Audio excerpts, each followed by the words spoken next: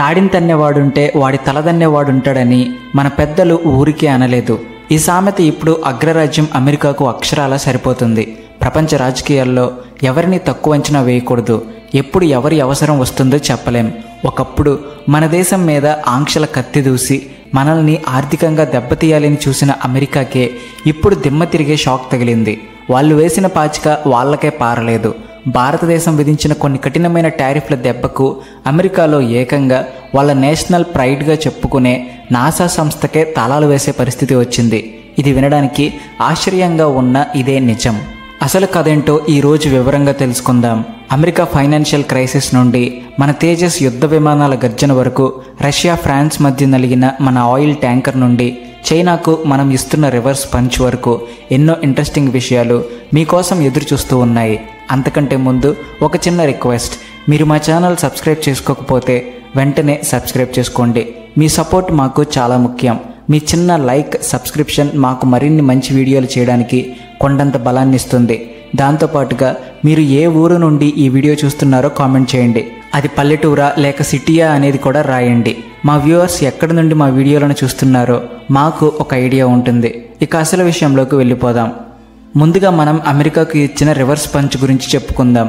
ప్రపంచంలోనే number 1 space research organisation, ఎన్నో అద్భుతాలను ఆవిష్కరించిన నాసా ఇప్పుడు తీవ్రమైన ఇబ్బందుల్లో ఉంది. అమెరికా ప్రభుత్వంలో నిధుల కొరత ఏర్పడి గవర్నమెంట్ షట్డౌన్ ప్రకటించడంతో నాసా తన ప్రోగ్రామ్స్ చాలా వరకు నిలిపివేయాల్సి వచ్చింది.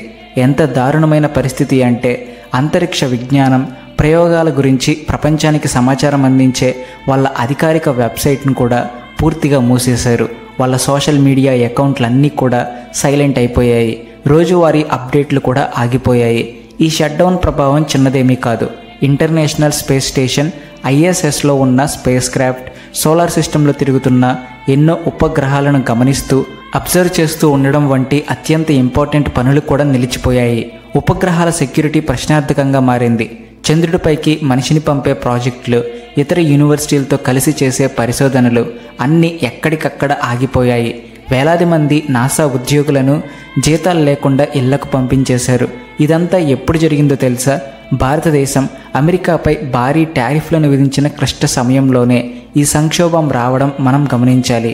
ఒకప్పుడు మన ఇస్రో మీద ఆంక్షలు పెట్టి మనల్ని ఇబ్బంది పెట్టాలని చూసిన అమెరికా ఇప్పుడు మన సహాయం కోరే పరిస్థితికి వచ్చింది.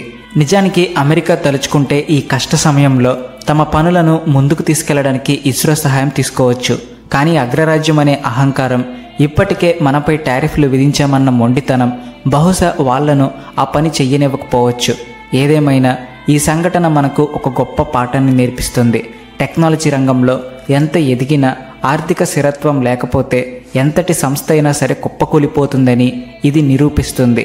మన ఇస్రో లాంటి సంస్థలకు సరైన నిధులు కేటాయిస్తూ సెల్ఫ్ రిలయన్స్ దిశగా సాగుతున్న మన దేశం భవిష్యత్తులో ఇలాంటి ఇబ్బందులు రాకుండా జాగ్రత్త పడడానికి ఈ క్రైసిస్ ఒక హెచ్చరిక లాంటిది.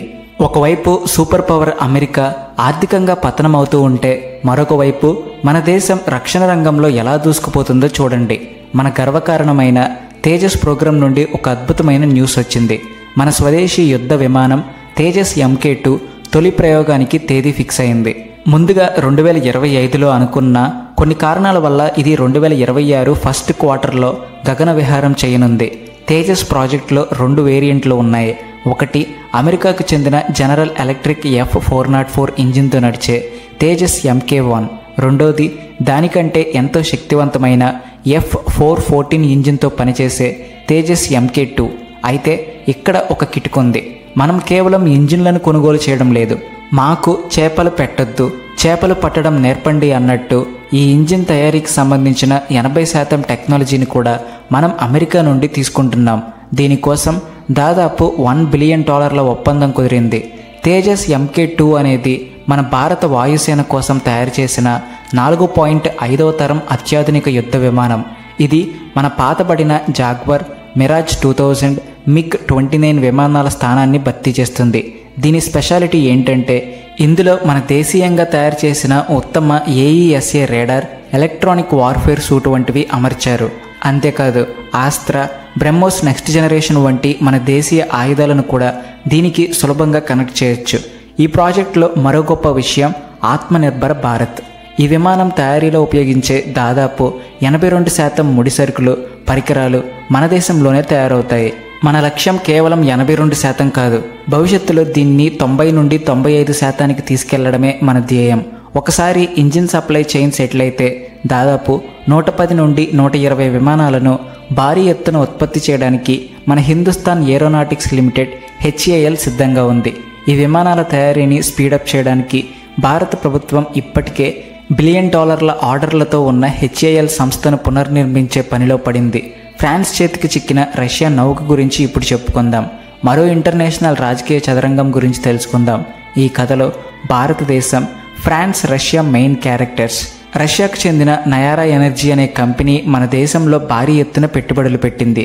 ఇక్కడ రిఫైనరీలను స్థాపించి ఇక్కడి నుండి శుద్ధి చేసిన క్రూడ్ ఆయిల్ను ప్రపంచవ్యాప్తంగా అమ్ముతుంది.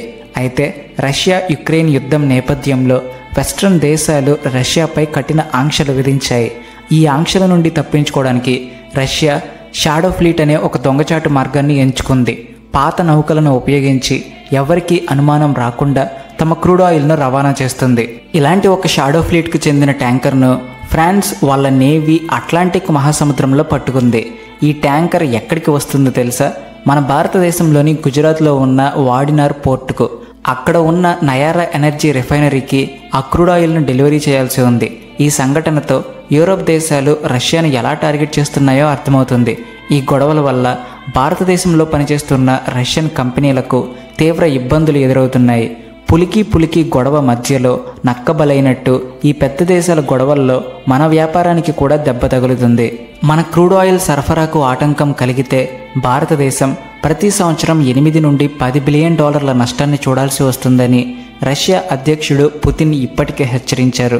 ఇకపోతే చివరిగా మన పొరుగు దేశం, ఎప్పుడూ ఏదో ఒక కయ్యానికి కాలు దువ్వే చైనా గురించి కూడా చెప్పుకుందాం. అరుణాచల్ ప్రదేశ్ సరిహద్దుకు దగ్గరలో టిబెట్లో బ్రహ్మపుత్ర నదిపై ప్రపంచంలోనే అతిపెద్ద డ్యాంను నిర్మించాలని చైనా ప్లాన్ చేస్తుంది. ఇది మన దేశ భద్రతకు చాలా పెద్ద ముప్పు. ఎందుకంటే చైనా ఎప్పుడు కావాలంటే అప్పుడు డ్యామ్ గేట్లు తెరిచి మన ఈశాన్య రాష్ట్రాలను వరదల్లో ముంచెత్తగలదు, లేదా నీటిని ఆపి కరువు సృష్టించగలదు. అయితే పక్కింటి వాడు గోడ జరుపుతుంటే చూస్తూ ఊరుకోవడానికి ఇదేమీ పాతకాలం భారత్ కాదు. నువ్వు ఇంటర్నేషనల్ నియమాలను పట్టించుకోకుండా నీ ఇష్టం వచ్చినట్టు చేస్తే మేము అదే పని చేస్తామని భారత్ గట్టిగా నిర్ణయించుకుంది. చైనాకు చెక్ పెట్టడానికి అరుణాచల్ ప్రదేశ్లో వాళ్ళు కట్టబోయే డ్యామ్కు బాప్ లాంటి ఒక భారీ నీటి నిల్వ ప్రాజెక్టుకు భారత్ శ్రీకారం చుట్టింది. ఈ ప్రాజెక్టు పూర్తయితే ఇది భారతదేశంలోనే అతిపెద్ద జలాశయం అవుతుంది. దీని నీటి నిల్వ సామర్థ్యం సుమారు 9.2 బిలియన్ క్యూబిక్ మీటర్లు, డ్యామ్ ఎత్తు 280 మీటర్లు. అంతేకాదు, ఈ ప్రాజెక్టు ద్వారా దాదాపు 11,200 నుండి 11,600 మెగావాట్ల విద్యుత్తును కూడా ఉత్పత్తి చేయవచ్చు.